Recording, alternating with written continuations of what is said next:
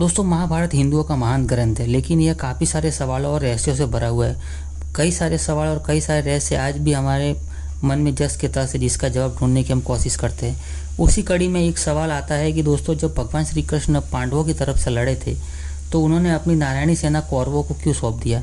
दोस्तों, आज के इस प्रसंग में हम इसी रहस्य से पर्दा उठाने वाले हैं। तो दोस्तों, वीडियो को शुरू करने से पहले आपसे रिक्वेस्ट है कि वीडियो को अंत तक जरूर बने रहना, ताकि आप पूरी जानकारी को सही से समझ सको।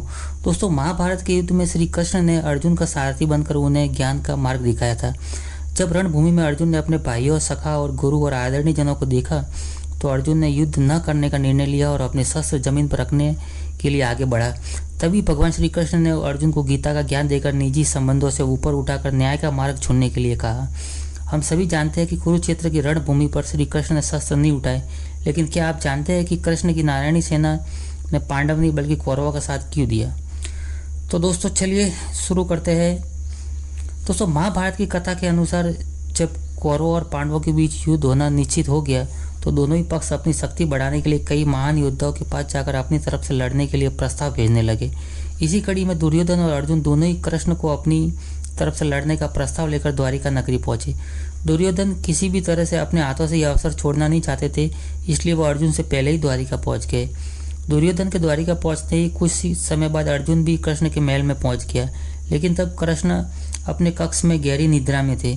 जब श्री कृष्ण गहरी निद्रा में सो रहे थे तो दुर्योधन कृष्ण के कक्ष में पहुंचा और दुर्योधन कृष्ण के पैरों के पास बैठने जा रहा था। तभी उसका मन में एक अहंकार की भावना जागृत हो गई और वो सोचने लगा कि मैं भला कि इस ग्वाले के चरणों में क्यों बैठूं। यह सोचकर दुर्योधन श्री कृष्ण के बिस्तर के सिरहाने के पास रखे एक सिंहासन पर अहंकार से बैठ गया।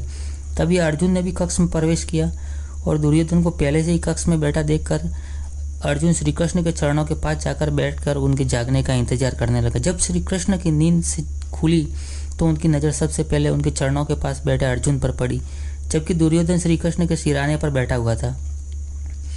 दुर्योधन ने जब श्री कृष्ण को नींद से जागा हुआ पाया तो उसे बिना किसी अभिवादन के श्री कृष्ण से कहने लगा कि आपको कौरवों की तरफ से युद्ध करना होगा। मैं युद्ध का प्रस्ताव लेकर सबसे पहले आपके पास आया हूँ।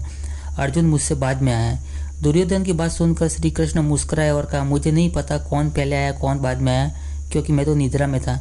लेकिन जैसे ही मेरी आँख खुली तो मेरी नज़र अर्जुन पर पड़ी, इसलिए मैं तुमसे पहले अर्जुन दिखाई दिया और मैं अर्जुन का साथ दूंगा।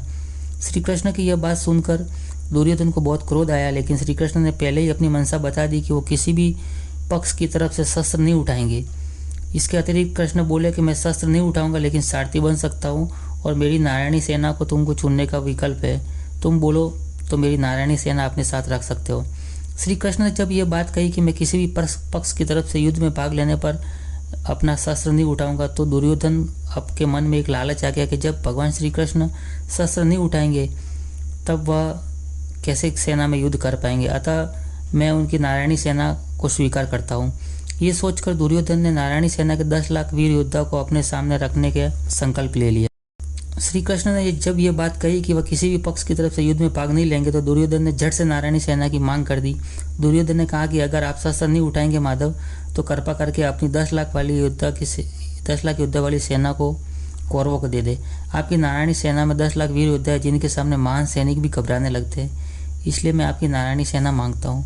दुर्योधन की यह बात सुनकर श्री कृष्ण मुस्कुरा दिए और दुर्योधन को नारायणी सेना देने का वचन दे दिया। अब तक अर्जुन श्री कृष्ण की बात को बड़े ही ध्यान से सुन रहे थे। श्री कृष्ण ने अर्जुन से कहा कि नारायणी सेना कौरवों की तरफ से युद्ध करेगी और मैं शस्त्र नहीं उठाऊंगा। ऐसे में जब अर्जुन तुम्हारे पास कुछ शेष नहीं रहा, यह सुनकर अर्जुन मुस्कुराते हुए घबराता, दुर्योधन ने नारायणी सेना मांगी, लेकिन मैं अपने साथ नारायण को चाहता हूँ, यानी कि मैं आपको मांगता हूँ माधव। आप रणभूमि में शस्त्र मत उठाना, लेकिन मेरे सारथी बनकर मेरा मार्गदर्शन जरूर ही करना। अर्जुन का यह स्नेह देकर श्री कृष्ण अर्जुन के सारथी बनने के लिए तैयार हो गए, जबकि दूसरी तरफ दुर्योधन अपनी बुद्धिमत्ता और अर्जुन की मूर्खता पर मन ही मन हंस रहा था। दुर्योधन सोच रहा था कि जब श्री कृष्ण शस्त्र नहीं उठाएंगे तो भला उन्हें रणभूमि में ले जाने से क्या लाभ होगा। दुर्योधन को अपनी चालाकी पर बहुत गर्व हो रहा था। जब कुरुक्षेत्र की रणभूमि में महाभारत पर रक्त रंजित युद्ध शुरू हुआ तो नारायणी सेना कौरवों के साथ पांडवों के विरुद्ध लड़ी और 10 लाख योद्धाओं से सजी नारायणी सेना लेने के बाद भी 100 कौरवों का अंत हो गया और दुर्योधन की चालाकी उसे ले डूबी। दोस्तों, एक और बहुत बड़ा कारण था कि भगवान श्री कृष्ण इस युद्ध में सर्वनाश करना चाहते थे, यानी सभी पापियों का नाश करना चाहते थे। दोस्तों, भगवान श्री कृष्ण ने अपनी सेना को अपने हिसाब से दक्ष किया था, जो आजकल के मार्शल आर्ट की तरह दक्ष करते हैं। दोस्तों उस समय की सेना में भी मार्शल आर्ट का प्रयोग हुआ करता था। तो दोस्तों भगवान श्री कृष्ण की नारायणी सेना का तोड़ भगवान श्री कृष्ण ही जानते थे, अतः वह अपनी सेना को भी साफ करना चाहते थे कुरुक्षेत्र में। इसलिए उन्होंने अपने मन में एक चाल बना के और अपनी एक चालाकी से यह सेना दुर्योधन को दे दी ताकि वह उन्हें भी निपटा। तो दोस्तों आशा करते हैं आपको ये प्रसंग अच्छा लगा होगा। दोस्तों हमारी कहानियाँ अच्छी लगती है तो आप वीडियो को लाइक और चैनल को सब्सक्राइब जरूर करें ताकि हम और आप जुड़े रहे नई नई प्रसंग और नई नई कहानियों के साथ। चलिए दोस्तों मिलते हैं एक और नेक्स्ट वीडियो में, तब तक अपना ख्याल रखना।